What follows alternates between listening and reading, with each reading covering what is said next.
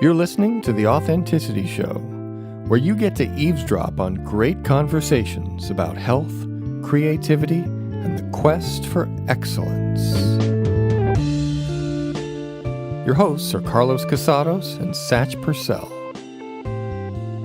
Our guest today is a fellow by the name of J.P. Morgan. Now, J.P. is a unique and inspiring human. The Authenticity team took a road trip to his studio in Santa Monica, California, and had a truly amazing conversation. Check it out.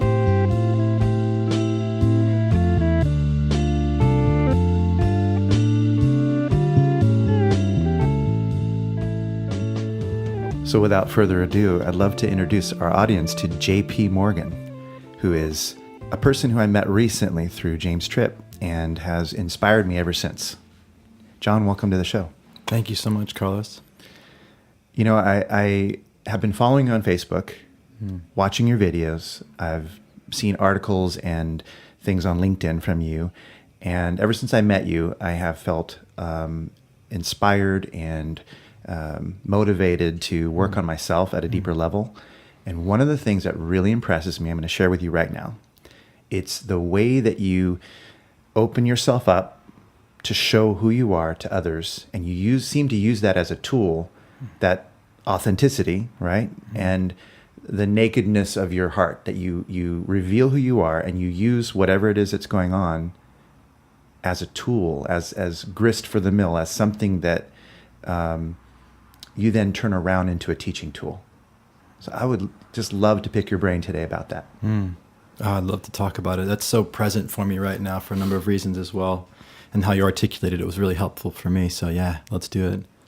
How did you start to find that you could, you know, in this day and age where there's so much privacy concern and there's, you know, embarrassment and public humiliation and things like that. How did you decide in yourself that you would almost aggressively attack your own life? Aggressively authentic. Yeah.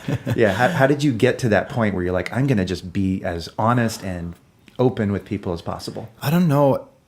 Because the way you ask it, it makes it sound like there was a point where I decided, fuck this, I'm going to go the other way. But it doesn't, I don't even have a memory of making a shift. I feel like I started down the path a long time ago and it just diverged. And that's just the way I've always kind of went. And the longer time has gone by, the more it's gone that way. I remember, I was kind of a computer geek and like I was on the first ever social media site, which nobody will have heard of. It was called makeoutclub.com. If you look in Wikipedia, social media, literally you had to email your information to this guy, like, who am I? And then he'd post it up, HTML on a website. And then later it became MySpace and Facebook and all these things. He was also out of Boston.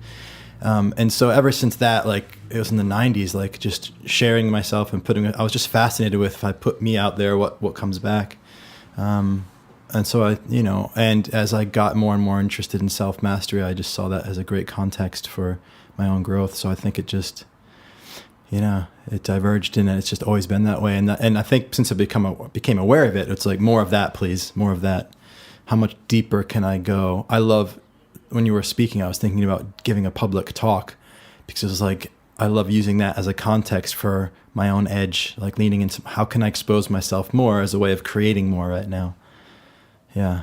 Well, you're really good at it, and it's one of the first things that I noticed about you was that it seemed like you were purposely putting yourself in a position of, I don't even know what's next. I just know that I'm going to be present with this flow that's happening, and I'm going to share that flow as honestly as I can, and it's compelling. I have to, tell you that. Thank you. That when I listen to that, it speaks to me. It makes my nervous system switch on. Like I want to hear everything you're saying because I feel like I'm right there with you in your thoughts, the way you include, the conversations that you do, those little Instagram videos that you do, or the little talks. It's almost as if I'm being invited into your head on a journey of whatever it is that you're telling me. So I feel like it's personal. I say me. I know you're speaking to a whole audience, but it feels like it's just me.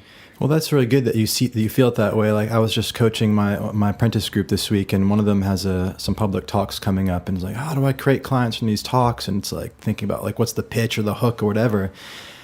And I was like, when I do a public talk, I literally am speaking to one person at a time in the room. And so when I look at this person, I'm speaking to them. And when I shift my eyes 3 seconds later and look at that person, I'm speaking to them. And I'm literally having a one-to-one conversation. Just the body of the person is changing moment by moment. And because of that, I can look out and I can feel that I want to have more one-to-one with this person. I don't have time. So I start to express my desire to have more of a one-on-one conversation. And born from that is people having an interest in having that. And then we end up having one-to-one conversations later. So, and then that can lead to business for me or for whoever is speaking. And so it's like that one-to-oneness that you're feeling isn't like manufactured. It's just, it is what I'm doing. I am speaking to you when I'm making the video. I'm always holding somebody in my mind. I probably have made one thinking of you, but there's always somebody that I'm speaking to. And I think it makes a difference when you hold that intent, when you're genuinely doing that. Wow. You know, like people all the time will like be like, oh, I can't make videos, but then they're on FaceTime for an hour just being themselves. Right. And so like, what's the difference? You know, there's still a camera. It's the only difference is what do I think that I'm doing right now? Yeah. You know, that's beautiful. Because, you know, they always say in a speech class, every person in the audience feels like they're the only one that you're speaking to anyway. And so you're actually doing it. Yeah. I love that. That's great. Yeah. That's really cool. Yeah. You know, I want to echo what Carlos said. When I've seen some of your videos, I felt like the emotions that came up in you when you were telling your honest stories, that I also felt like I wasn't quite sure what was going to happen. And maybe you didn't really know what was going to happen. I absolutely did not know. Yeah. And there's something about that really resonates in a person's heart, so to speak. You know, like if you are showing some real emotion for a moment and you're going to say, well, I'm just going to crack the shell open and just let everybody see it, right? Then it has to resonate that same emotion in the people that are listening, that are witnessing what it is that you're saying. And there's something about that I think is rather transformative. Yeah, I really like that. So when you talk about it that way, it's really easy to look at that and hear and think like, well, what I have to do then is do the thing that's going to have the bigger impact out there. And I think that people can often hear it that way. And then it may be true, but you know, I was invited to Cambridge University some years ago because they wanted to study me and the impact that my speaking had on people. And they were studying this thing called charismatic leadership. And basically they wanted to study the influence that my way of speaking had. And so they had me do 2 of the exact same talks, with the difference of that in the second time I did the talk, I had to reduce my charismaticness. Ooh. And so they gave me a list of things not to do. Like, don't move too much, don't have your voice go up and down, da da da da da. And I said, I get that, but I actually know there's one really easy way to not be charismatic. And it's to think about myself instead of the people in the room. Because when I really put myself in a place of like, everything that's in me is for them, then what happens is anything that comes up in my mind that, well, what about me? Or if I say this, what about me? Or should I say this? That's all inner referenced. All that becomes an obstacle to like the unfolding of what I'm feeling and seeing and then speaking. But when I'm like, I'm here for them, everything I'm feeling, it's like I made a prioritization, and my prioritization is that this stuff is for them, and who I am is not going to be relevant. And so it's like a choice that the unfolding of spirit is my highest contribution. And so I'm going to speak whatever is there because I've already made the decision at the beginning that for the next 45 minutes, whatever's there is for them. Like I'm not getting involved. And so it's like where my focus has a big determining factor on how that comes across. And so for the second talk at Cambridge, all I did was just choose to think about myself. And literally for like 5 minutes when people were filing in, I just started thinking, what if I don't do this right? What if I don't do it right for the researchers? Like, what are they going to think of me? Yeah. Are they going to like, because it's not going to be as good. They're not going to like me. Is word going to get around? Like, is it going to get on social? And I just like intentionally went inward, and my palms were genuinely sweating. And then, of course, the talk sucked. Same content, but different way of being. And so, yeah. Wow. That's so funny. I was just going to ask you about that. I mean, and that leads into the next thing I was actually going to talk to you about, which is I feel that you're a very intuitive person. You know, you're spending a lot of time paying attention to how you feel in the moment, but you're also you seem to be taking in a lot of sensory data all the time, whereas I see a lot of people who spend time inside themselves. They may have good things to say and smart things to say, but they're not as in touch with the timing and the rhythms of what's going on around them. So I always feel that with you, even over the phone, that you're paying attention. And it's nice. It's nice to be seen, nice to be heard, but also what happens is you end up saying things that are seemingly right in touch with the moment, and it feels intuitive to me. Do you feel that your intuition grows as you do this? Oh yeah, for sure it grows. And the way the distinction you just created is something that this year I'm exploring, collapsing into one thing. And so the distinction of like hearing the inner voice and then, noticing the outer voice, we could say my year this year is the year of surrender. So I have a theme every year. Mm-hmm. And so for me, I've been really good at surrendering to the inner voice. And so what I'm working on this year is to stop differentiating the flow of life in me from the flow of life out there. And so I'm looking at circumstances and happenings for more synchronicities. And so I'm looking to do even more of what thank you for complimenting and for what you said, but be even more attentive to what's unfolding out there as meaningful as what's unfolding in me. Mm. And those two things have a relationship. Like, so somebody's walking down the street and I see them and I feel nothing, and then somebody else is walking down the street and I see them and I feel something. That they're still related.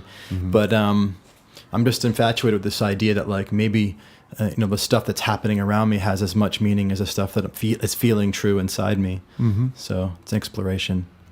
Totally awesome. Wow. Yeah. That's cool. So this is the year of surrender. It is, yeah. Wow. So you have a theme every year. Every year, yeah. Would you mind sharing some other themes that you've used, sure. or some future themes? Good question.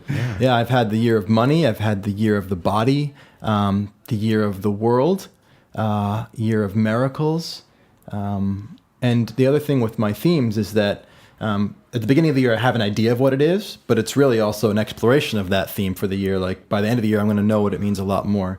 And I also decide that it's going to be the primary thing for me. So at any point in the year, I was like, what am I doing? What am I about? Well, just go back to my theme. That's one thing too. And so it's my driving purpose. And also it's the path through which I create everything in my life that year. So for the year of the body, it was like, I'm going to make my body primary, and I'm not going to sacrifice everything else. Like my business is going to go through my body. My relationship is going to grow through my body. So the year of surrender, what I know right now is what I just said about surrendering to the flow of life, both in me and outwardly. But it's also going to take on so much more meaning throughout the year. So ask me again in December. Wow. Yeah. This is only January. Yeah. Well, I can't wait to see how it unfolds.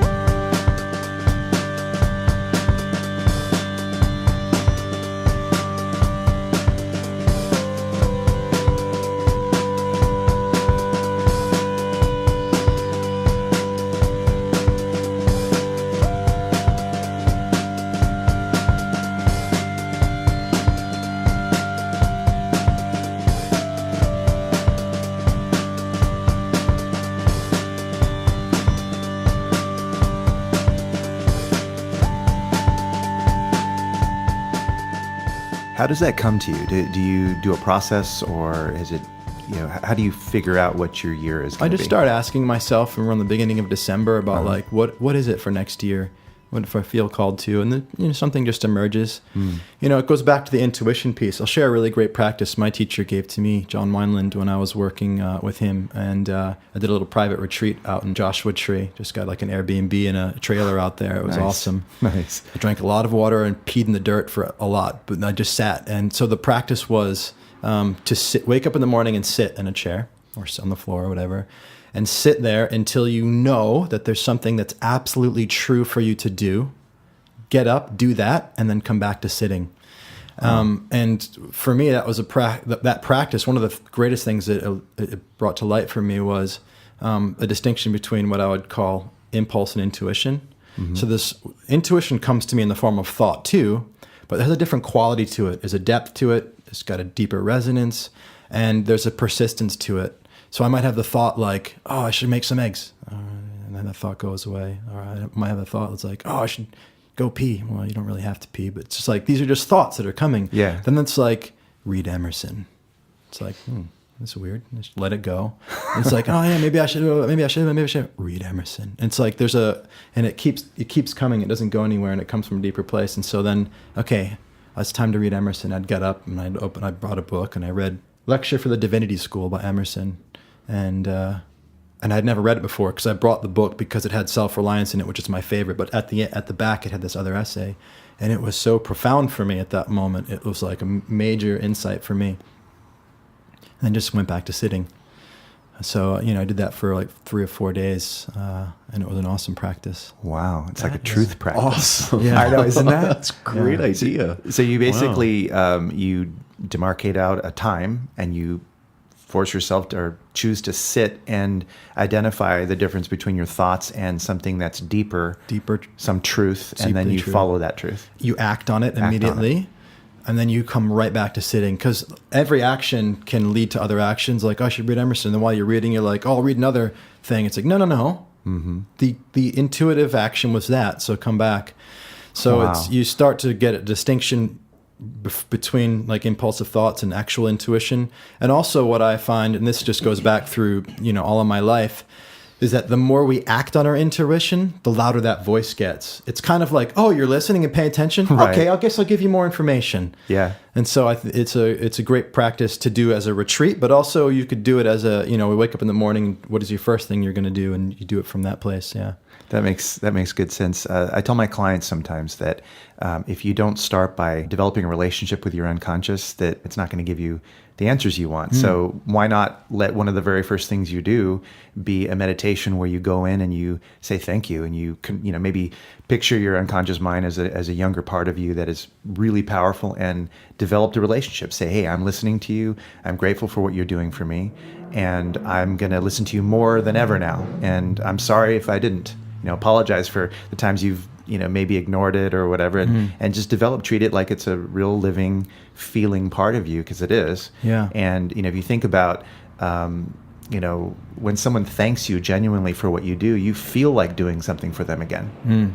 But if someone doesn't appreciate it, maybe not. Yeah. You might feel like, maybe that, my efforts are worthless to this person, so maybe I should focus on where they aren't worthless. Yeah. So if you say thanks when you remember your keys as you walk out the door, instead of saying, damn it, I forgot, and I'm always forgetting things. Well, that's beating yourself up. But if you're to say, hey, thanks, and then you can perhaps move forward to next time I'd like to remember that before I leave the house. Yeah. But it's more positive, and you're basically giving yourself feedback that's positive. And the crux of that, what you just said years ago, I would have thought, oh, that sounds silly. But at the core of it is this idea that your mind is like this separate entity that you can have a relationship with. Yeah. And if you don't buy into that, then that whole thing sounds useless. Right. And I used to not buy into that, but now I just have experienced it as so true that has come to life for me so much. And once you really relate to your mind as like a living entity that you can have a relationship with, then you can apply anything that's great for a relationship to that. Like all that stuff you were sharing, and it works really well. Have you ever seen the funny video about like the woman that has the nail in her forehead and the guy that's talking to her? Yes. So that's a great one. So maybe you can link to humor, it for right? people that haven't seen it, because it's so funny. But it is. Well, I had an insight the other day. I was out for a run, had watched that video recently, and I was like, the way that he relates to her finally, so it has her relax. I was like, wow, that's actually the way that I should relate to my own thinking. If I can relate to my thoughts in a way where I'm just listening, I'm just here, I'm not judging the thoughts, I'm not commenting on them, I'm just letting them come and then pass, then they go away, right? Like the agitated thoughts. But if I'm trying to like, I shouldn't think that, and then it's like I have that same tension between them, but within myself. Mm-hmm. So it's again about the relationship to our own mind. What a great metaphor. Yeah. I was going to say that this discussion about that practice that you described, where you sat in the chair until you had some kind of important impulse or something, and this talk about intuition and all that, reminds me that in the Buddhist system of looking at the mind and the body, you have your 5 senses, but then in Buddhism, the 6th sense is what they call the mind sense.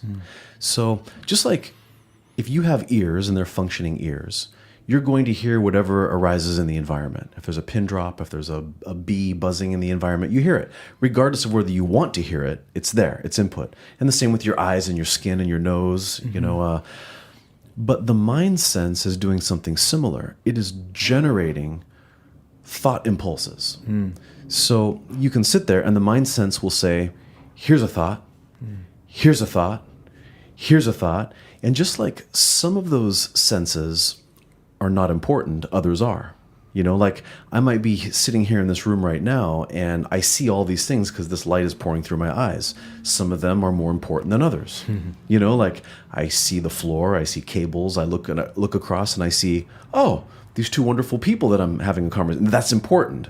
And so the mind sense will sometimes give you something that's important and sometimes not. But I think what's interesting about it is that when we don't think of the mind as a sense, when we think of it as me, right? Like, oh, why would I think that? Oh, why can I not shut this thought off? Why I want to think about these other things instead.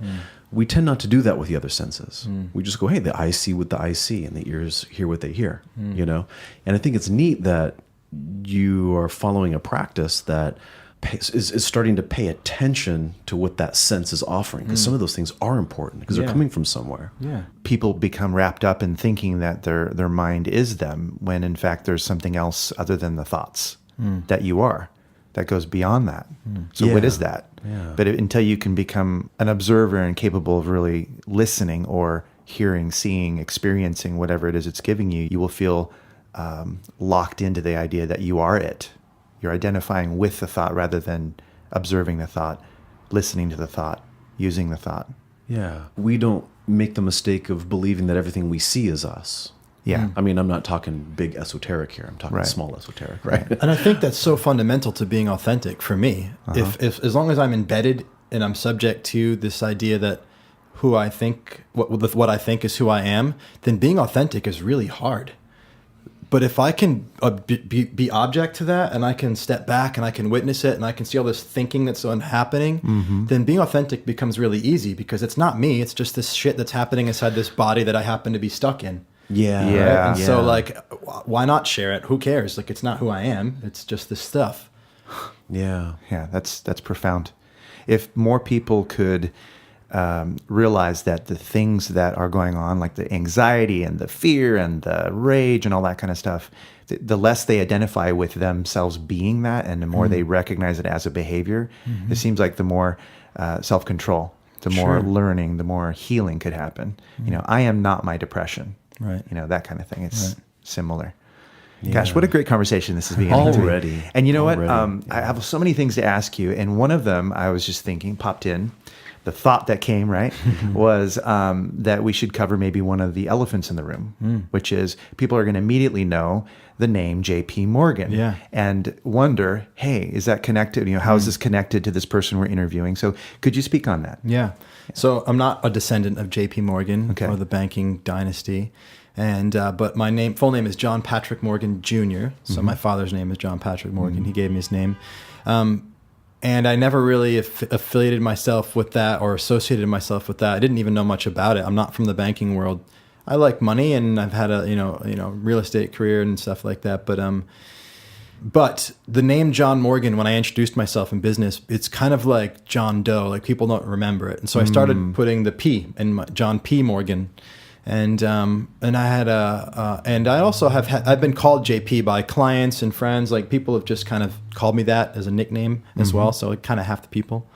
And then one of my mentors was like, "What's up with the P?" He's like, and I was like, and then he was asking me about JP Morgan. And then I just started to follow the thread and start to get curious. I read about JP Morgan. And then I read the book, The House of Morgan, which is the history of banking from basically the beginning until now, told through the Morgan family. There's their story. And actually, it was so inspiring. Like, J.P. Morgan was, and I'm sure those people have different opinions, but from what I've read, like, back then, bankers were considered the pinnacle of integrity in society. You know, their word was their bond. Character is credit. This is all stuff that came from the banking industry. Like, he did deals with eye contact and a handshake that saved the economy. And so I found that to be really inspiring.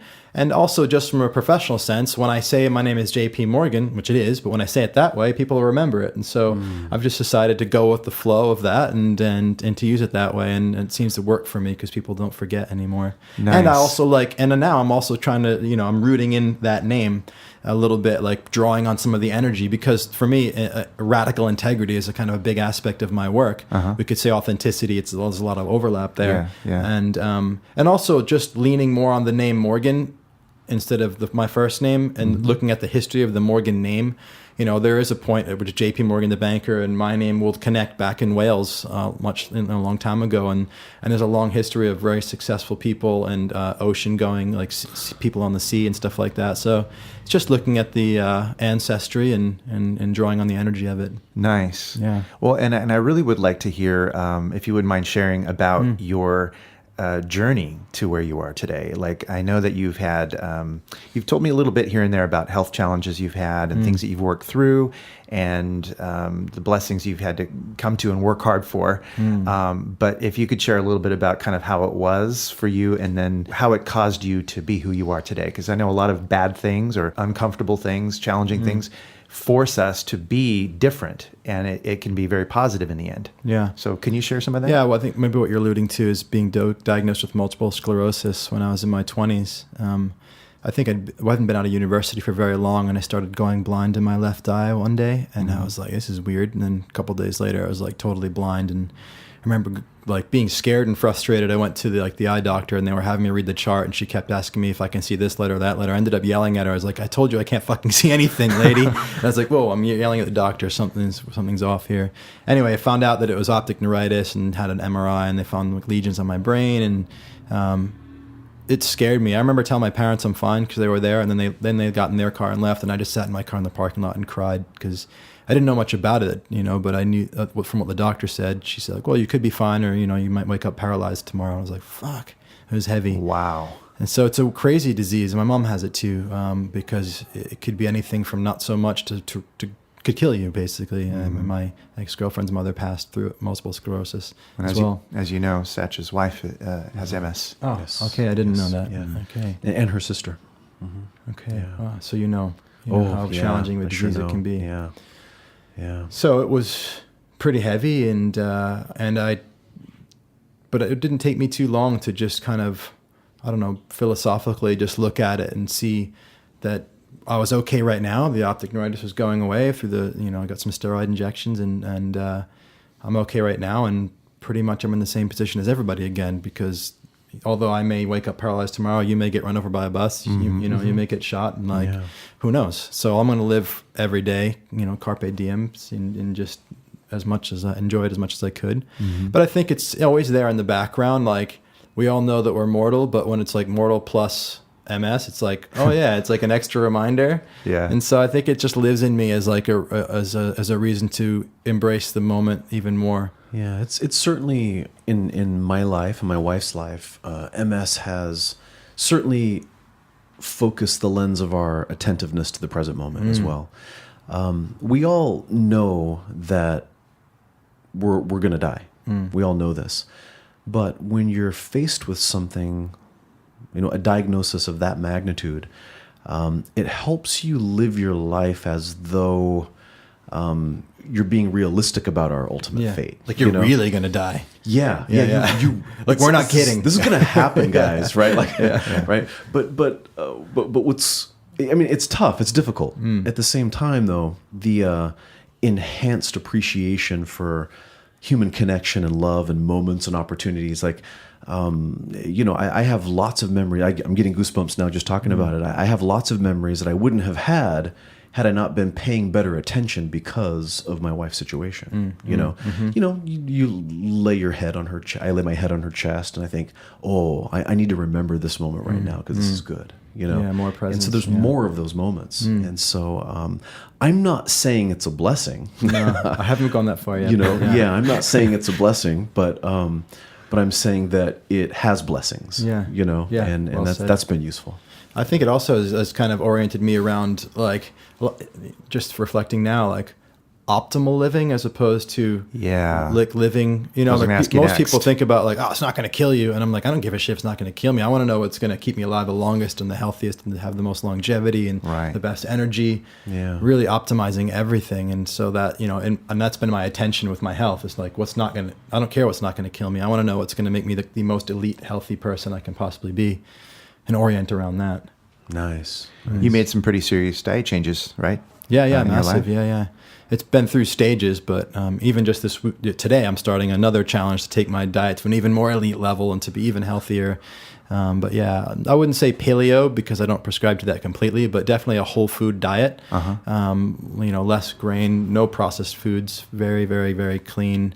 And basically veg and meat and protein and fruit and some nuts and seeds in moderation. But now I'm just even not looking at macro ratios and just leaning a little bit more towards the veg and a little bit less animal protein, but always organic, grass-fed, cleanest it can be. Do you give yourself a cheat day or that? Yeah. It's not like a defined day. Room? It's like not 80-20. It's like 90-10. Like we're just date night or. You just sit in a chair until you get a just sit in a chair until it's time to eat. It's time to have a glass of scotch. Yeah.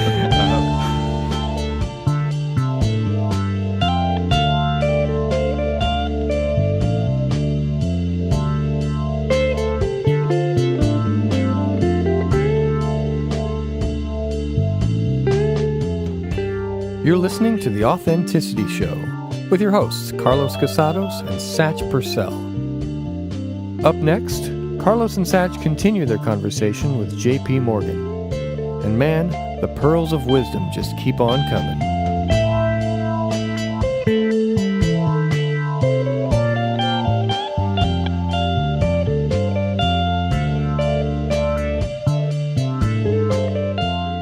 So you had this diagnosis. You shifted your focus somewhat, right? You became more honed. Would that be correct? That you put more energy in refining who you are and focusing what you're here to do? Certainly in my health at that point, but it was also, so I guess there was two things. It was like I'm going to hone and be really great at my health. So it was I hadn't really focused that much on it. I was in my early mid-20s. It wasn't really a thing until then. And then the other thing was like, I'm just not going to waste any time experiencing life. I used to say all the time, life is experience. The more you have, the more you live. And so that was just my orientation. I was, probably mid to late 20s. A few years later, I guess I had done pretty well in real estate. And so had the knowing that I wanted to travel. So I just packed everything up and I took off and I lived out of a backpack for 3 years. And I just did that until it wasn't true for me anymore. Probably I did it until 6 months after it wasn't true for me anymore, but it had become a little bit habitual by that point, and it took me some time to really catch that I was still just doing it now habitually and not really truthfully anymore.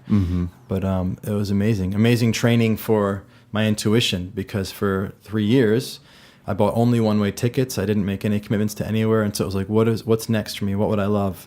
If I see a pamphlet for Granada and Barcelona and it feels true, then I went to Granada, and then there's some women at a cafe talking to me, and okay, we talk, and then we're going to dinner. Okay, I guess I'll go with you to dinner, and then there's this flamenco show at a bar. I guess I'll go there, and that's where I met my girlfriend that I ended up dating for many years, and so it's like just followed the thread of my inner knowing and resonance with things happening out there, and yeah, it was really great.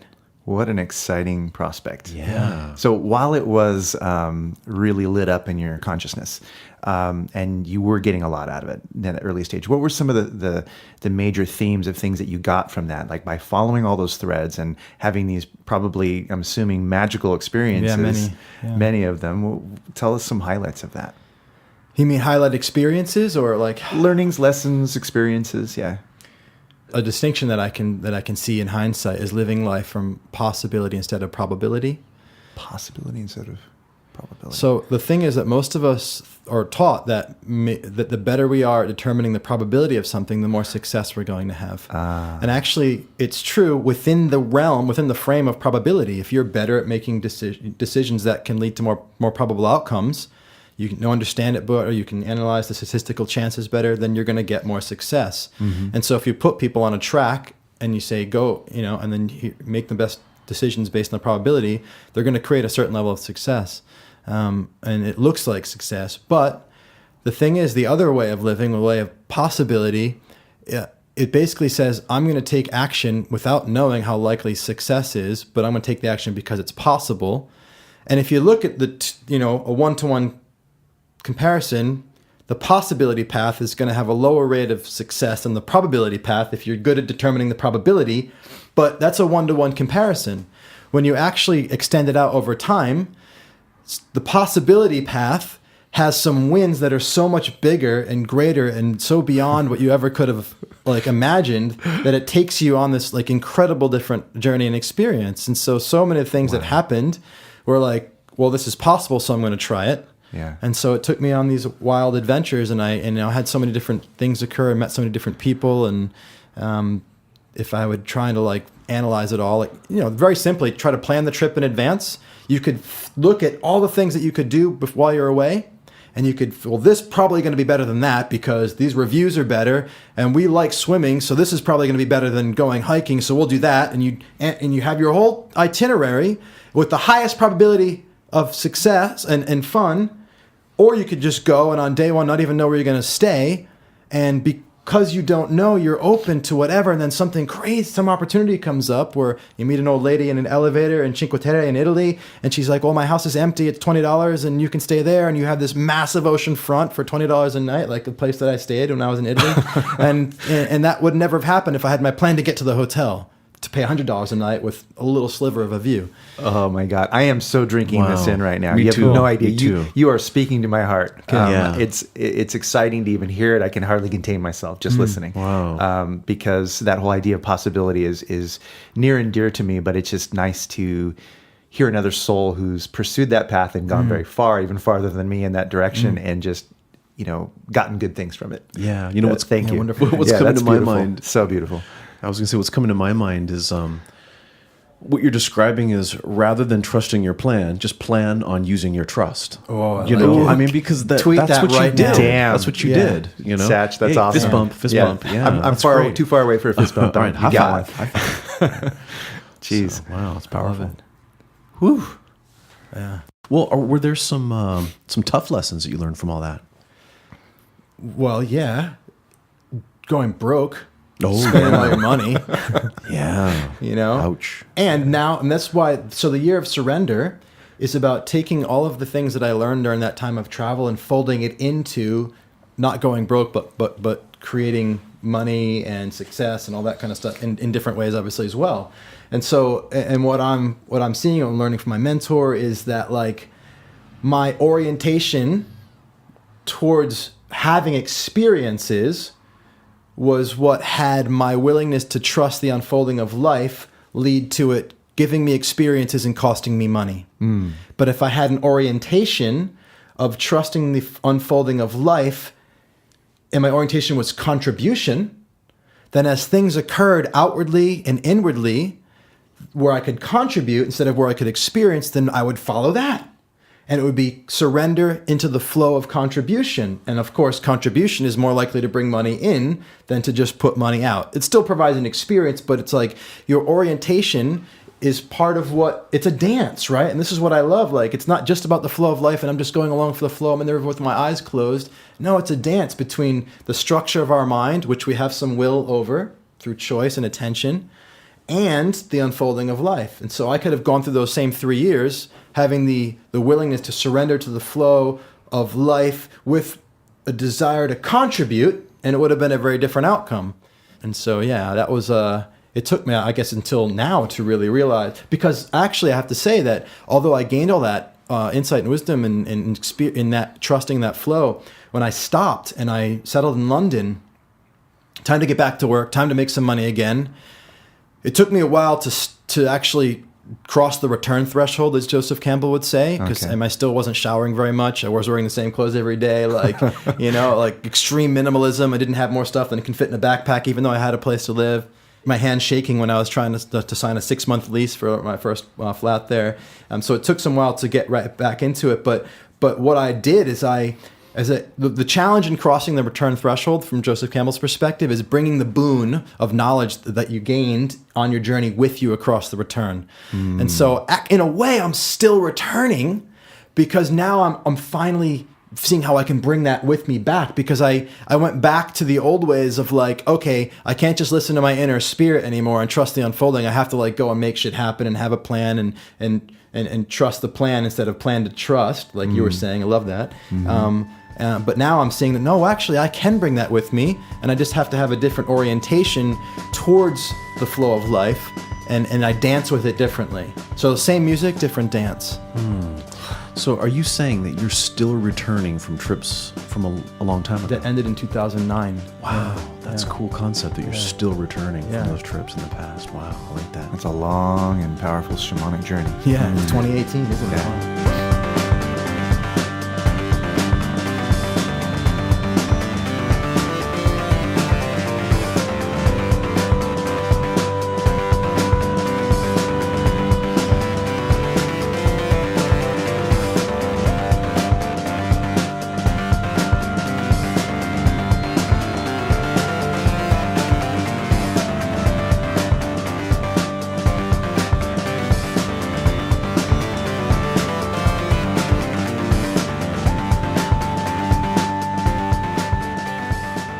John, so now what are you doing?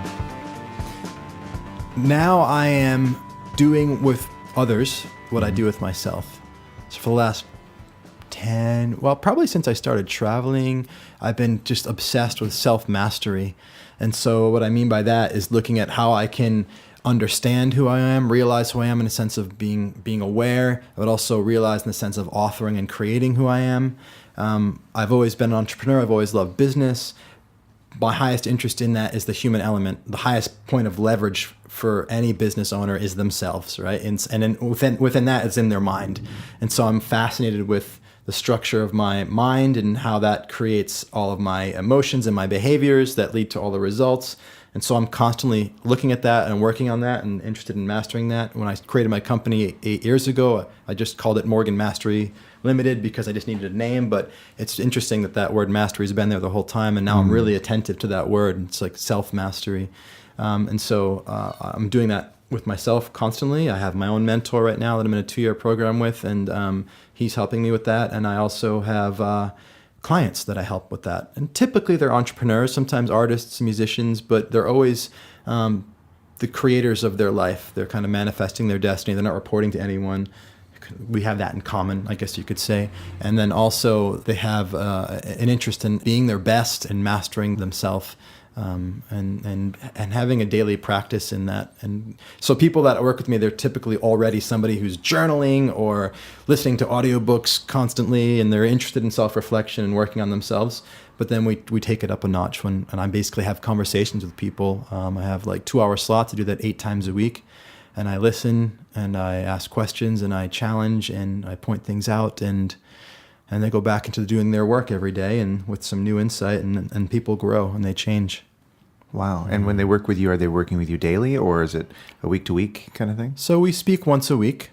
We sometimes will have contact between that if it's necessary, but most of the time that's more than enough to give them what they need to go back into their training. So it's really like an athletic coach. Like you come for your coaching session, but then you go train, you go do your thing. And I just, it's a little bit of a guidance on the path of self-mastery, I could say. I've been recently working with a branding guy who's also a client of mine, but he's phenomenal. And he's been having me interview some of my favorite clients or best clients to work with. And one of the coolest pieces of feedback from me has been that the thing that has them keep coming back and hiring me over and over again is the fact that the stuff that I'm asking them to do or guiding them to do or helping them to do is stuff that I've already done. And so because they can see that I've done it and it's worked for me, it gives them just that little bit of belief that has them say, okay, I'm going to do this. And so, it's for me, I work with people minimum 6 months and often 2 years. They're highly invested. They pay up front. They're all in. And it's that length of time and the consistency throughout that time that generates the change. So in your experience and where you are right now, what would you say to a person who's ready to start working on themselves and getting a higher level of performance, a higher level of behavior out of themselves?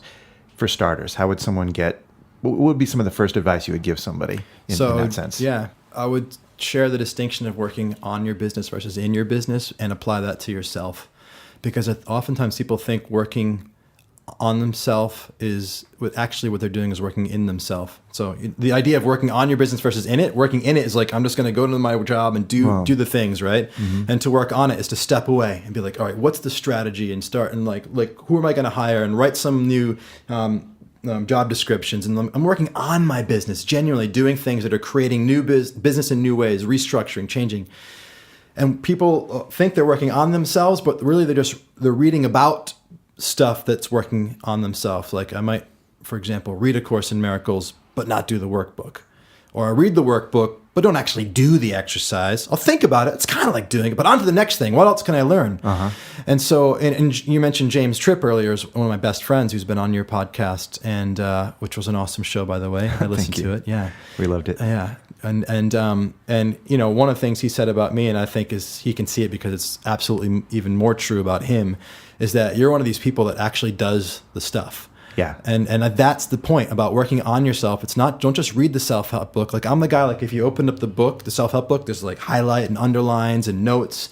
And like if you open up my journal, like I'm actually doing the work. Mm-hmm. And I think that the moment you can see that there's a difference, that's the difference that makes a difference. If you actually are going to spend time actually working on yourself, that would be the first thing that I would say is the most important thing, like being honest whether or not you're really doing that. Mm-hmm. Yeah, the word congruence comes to mind. You know, when James first mentioned you, that's kind of what he was conveying, was that, you know, he's one of the very few people I know who really, truly walks the talk, you know, and that thrilled me. And he said that, you know, this deep conversation that him and I were having in the car, he said, John Morgan would be right at home in this conversation right now. And as soon as he said that, I knew, okay, I got to meet him. Sounds really great. Thank you. Yeah. So that's a great perspective of the idea of working in something rather than working on something. And you just helped me, by the way, in some aspects of my own life. So thanks for that. You're welcome. Yeah. One question I have is, how does one catch themselves, and how does one make some tangible changes to start to gain that perspective so that it becomes a little more natural? I mean, that seems like something that might not be easy for everybody. Catch yourselves in what? Catch yourself in, I'm working in something rather than working on something. Right. You know, Input versus output is a good way. So like if I'm taking stuff in, I would say that's mostly working in myself. Mm-hmm. Of course, it adds to the other stuff, but like information helps. But typically, if I'm reading, if I'm listening, I'm working in myself. And so working on myself usually involves output. I'm doing the work of Byron Katie on paper. I'm journaling through a process. I'm doing the exercises in the Way of Mastery, which is a book I'm working through right now. You know, there's so many books that have like an exercise, and like I guess that would be a great way to test myself. Am I writing things? Is there some outpouring? Right. Yeah. Actions, right. Action items that you've actually done. Yeah. And also, here's an awesome one that I'm using with a lot of clients right now. This is a great way for you to know, is to be able to test and measure the change that's happening inside my mind or inside my body. And so I'm having my clients look for what I call dark spots. And so they're recurring situations where there's an external stimulus that creates a dependable internal reaction. So every time my wife does X, I feel Y. And Y is dark. Y is not a good feeling. And so looking for a place where it's repeatable, dependable, that, you know, every time that happens, I feel this. And like, okay, now let's take that and let's go in and do some work there. Whatever the process is, finding the fear, finding the pain, finding the hurt, whatever, work on that. And then how do you feel when she does that? And until you can smile and laugh and move forward and hug her because you're genuinely free, not because you're faking it, then you haven't worked on yourself enough yet. No working in yourself will change that. You must do something. And so I guess two answers. One is there some output? And is there a specific context that's repeatable, that consistently happens, that I can see that there's a change happening? Then there's some pretty good evidence you're working on yourself. That is good evidence-based practice right there. I like that. That's great. That's great. Yeah. Nothing wishy-washy about that description. No. And that's such an important thing for me. Like, I love big philosophical concepts, but I also love really freaking tangible, pragmatic, implementable, measurable stuff as well. My background is spiritual, but also computational physics, man. That was like my undergrad at university, so I like to make it, you know, real. Yeah. That's great. Watertight. Yes. That's great.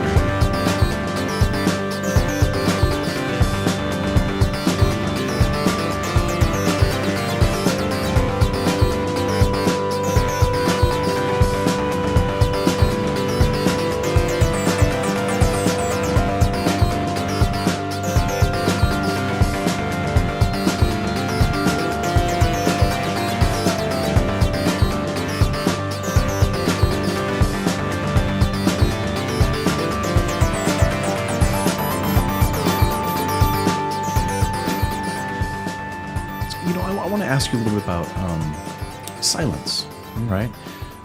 In working on yourself, what sort of meditation practices do you do?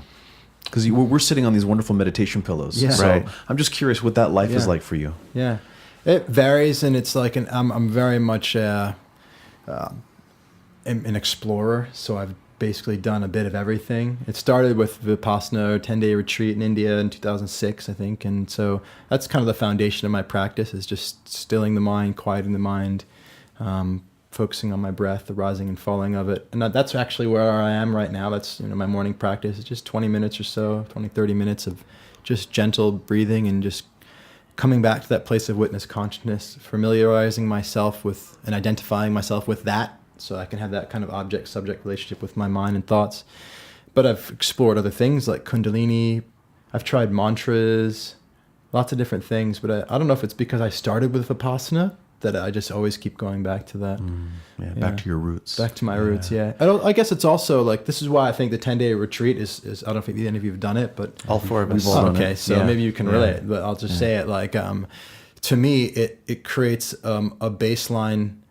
It creates a knowing that there's a depth to this thing called meditation, and that no matter in your daily practice, you always know where you're going. You know where you're headed for, at least. You know what's possible. And even though I might not be as deeply centered or connected throughout life, the fact that I've gone there in 10 days, like I always know where I'm aiming for. And so Yeah. I find that to be really important.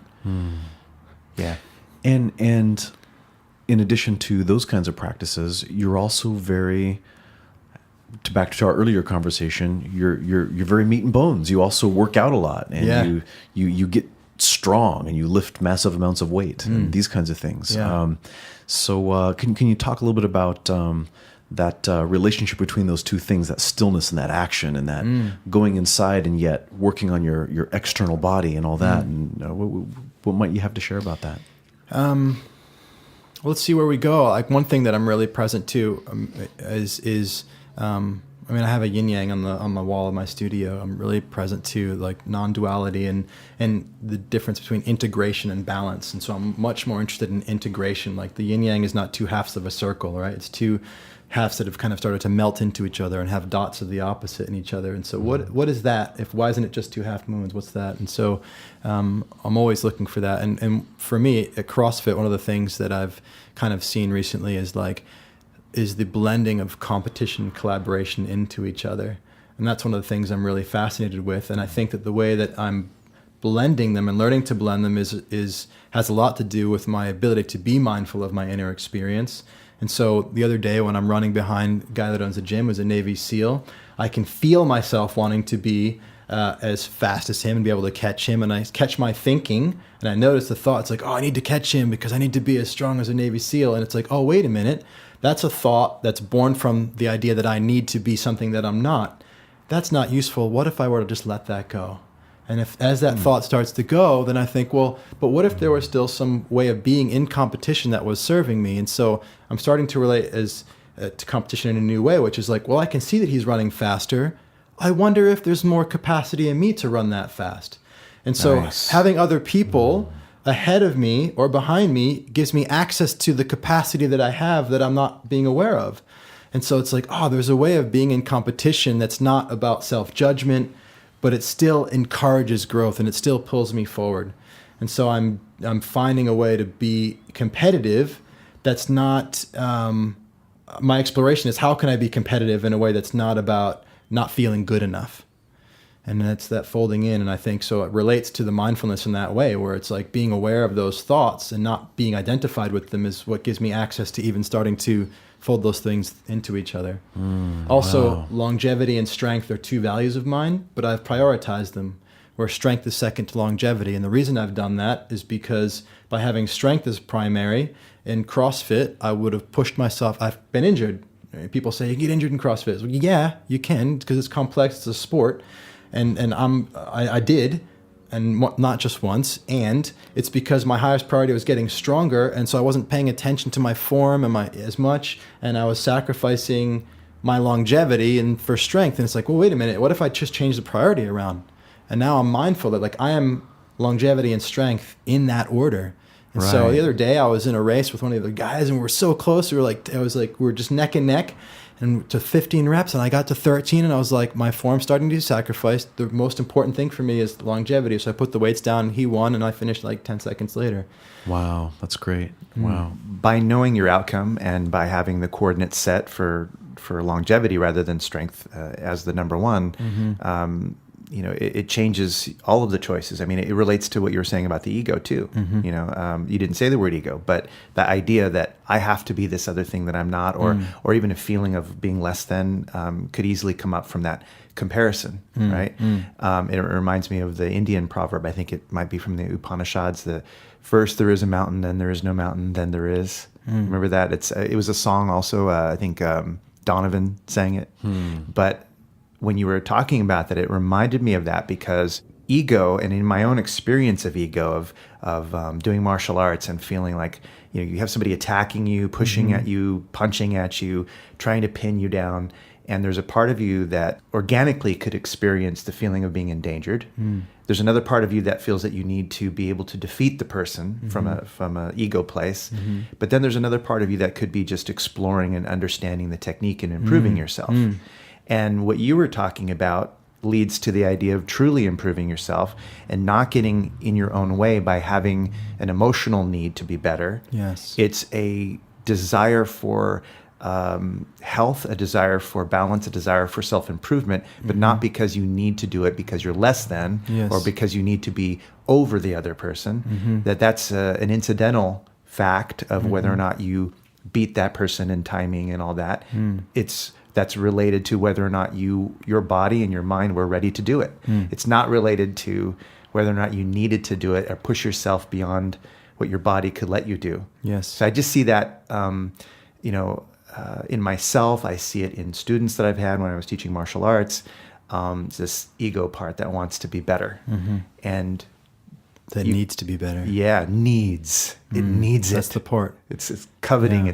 It's lusting for it almost. So interesting that you share that, because one of the things that I'm working on right now, that I'm kind of exploring in my own work of self-mastery that's just emerged on its own, is like the things that I desire, I'm actually declaring to myself in the mornings that I do not need them. Because there's this paradox, like I have a client who's like, I need a flat stomach. And it pushes it further and further away from her. And I'm helping her to see that actually it's that attachment to it that keeps it away, because it creates anxiety, and then you judge yourself, and then you eat crap food, and it's like actually letting go of the idea that we need it is what gives us access to the behaviors that help us create it. And so we think throwing out the need throws out the desire, but it doesn't.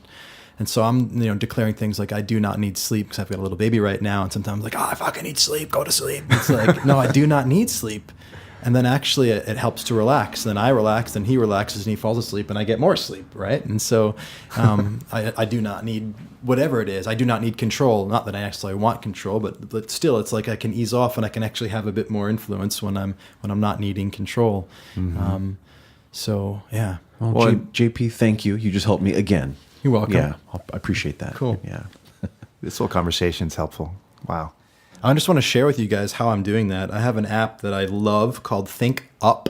Think Up. Think Up. It's a great app, and it's like an affirmations app. I use it kind of differently than it's normally intended, but because it's, for me, that their intention with it is about creating positive moods, and I use it a little bit differently in the sense that I'm using it to generate patterns of thought in my mind that create a substructure of being that lead to the actions that I want to take. So it's not just about feeling, it's also about action. So it's shifting my core operating system, my way of seeing the world. But so one of the playlists that I have here is, I'll just play it for you just so you can see that this is basically, and I'll go out for a run the other day. I've got some music in the background. Let's see if I can put the volume up.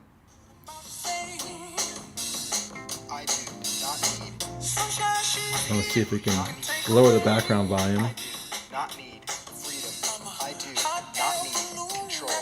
I do not need 1.5 million. I do not need too fast. I do. So I'm out for the run, and I'm listening to that music, and it's giving me a really positive feeling. And I do not need 1.5 million this year. I do not need to fast. I do not need, and it's like things that I desire so much that I've created an attachment that's keeping me from taking action to produce them.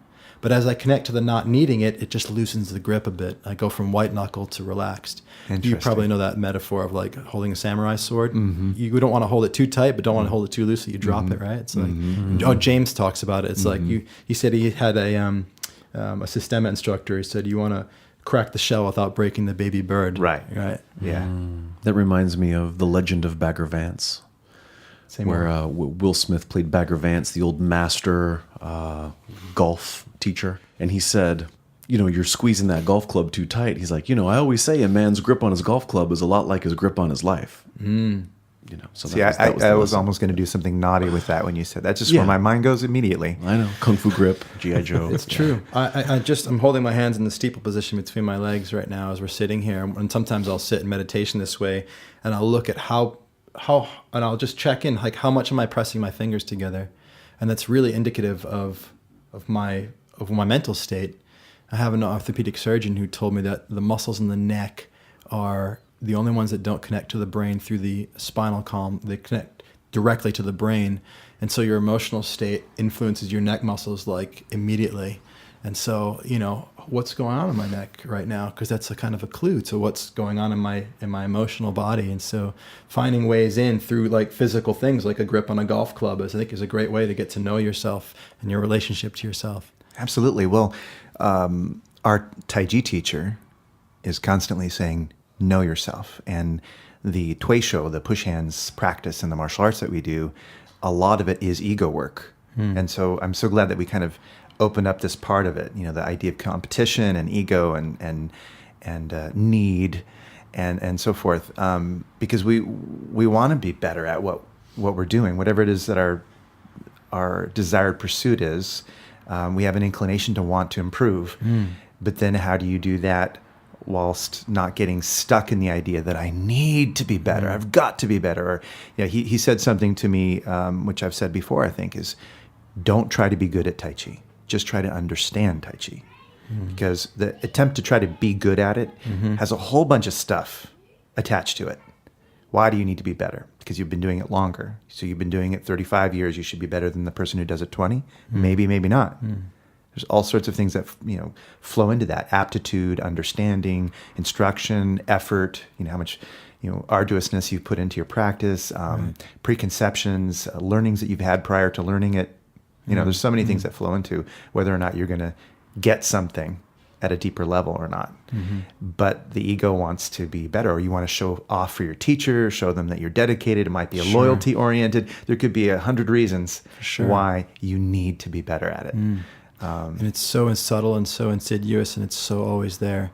Which is another thing I love is running barefoot and working out barefoot. Yeah, because I love the connection to the earth. But the other thing that I've noticed recently is I love, the ego loves people seeing me run barefoot and ask me about that. Right. And so I've just, when I run barefoot, people are looking or they're saying things, and I just noticed the thought. It's like a body shows up around a corner, and then a thought like shows up to meet it, which is like, oh, they're going to see me running barefoot. It's like, how fucking cool is that? Yeah. All there has to be is like a human body that comes into my view, and then this thought shows up. It's like, wow, what's that? Right. What's that about? That's interesting. And so now I'm just like, noticing the thought and letting it go.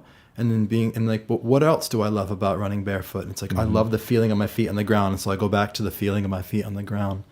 And I guess I'm enamored with those kinds of practices, is like seeing those things and seeing how they can change. Well, speaking of needs, Tony Robbins' 6 human needs, right? And one of those is significance, the need for significance. Yeah. It's interesting. I love this Hindu idea that the reason we feel insulted when people call us names, or the reason our ego gets so upset when we think of ourselves as being less than, or like our earlier discussion about being in competition, can I run as fast as the Navy SEAL, right? Is because the ego, even though it can harm us, right? It has an understanding that we are actually infinite and perfect.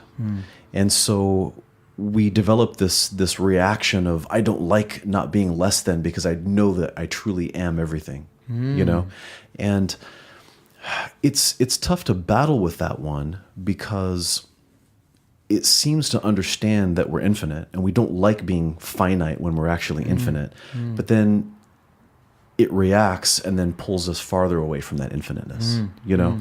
And it's a tough balance there to play with us humans, you know, in these human minds. Well, yeah, and when someone insults you, if you listen to it and you identify with the comment, it hurts.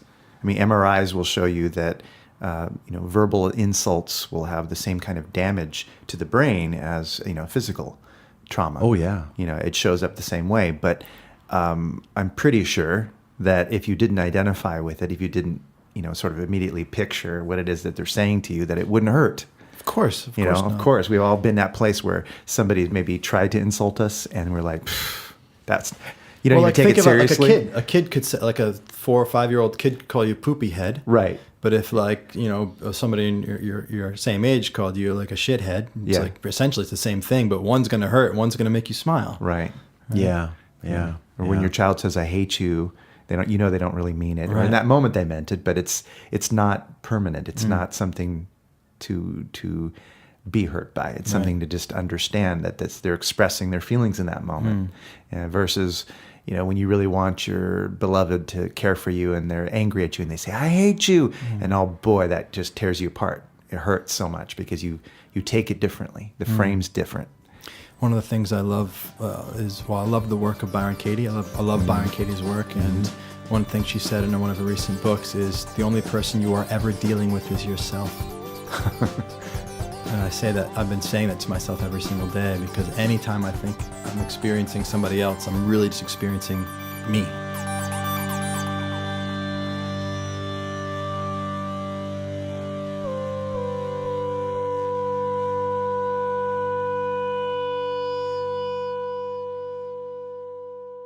So I would like to say that anybody who's listening to this show right now, who wants to grow, wants to be stimulated, wants to have food for thought, things to chew on, ideas to work on, or who wants to appreciate watching someone else's journey unfold in a way that's really authentic, should really look up John Morgan Coaching and try to find YouTube videos, articles, Instagram videos and posts and pictures. I recommend that people follow you because it's inspirational.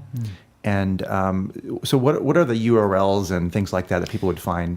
My URL for everything social is JP Morgan JR. JP It's Morgan also my JR. website, jpmorganjr.com, JP Morgan JR on Instagram, Facebook, LinkedIn, YouTube. So you just put that in anywhere and you'll find me.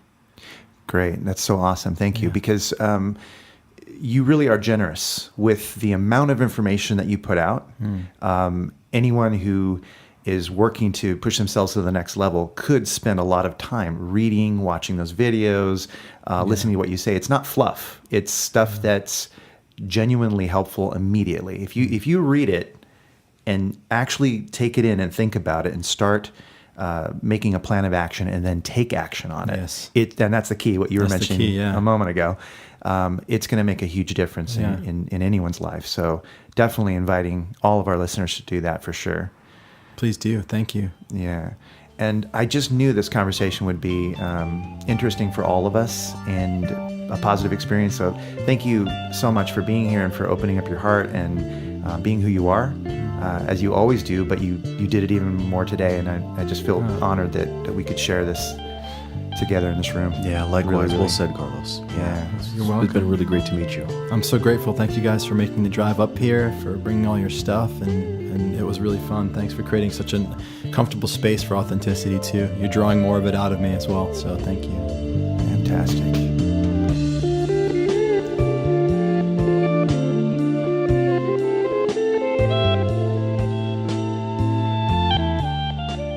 You've been listening to The Authenticity Show with your hosts, Carlos Casados and Satch Purcell.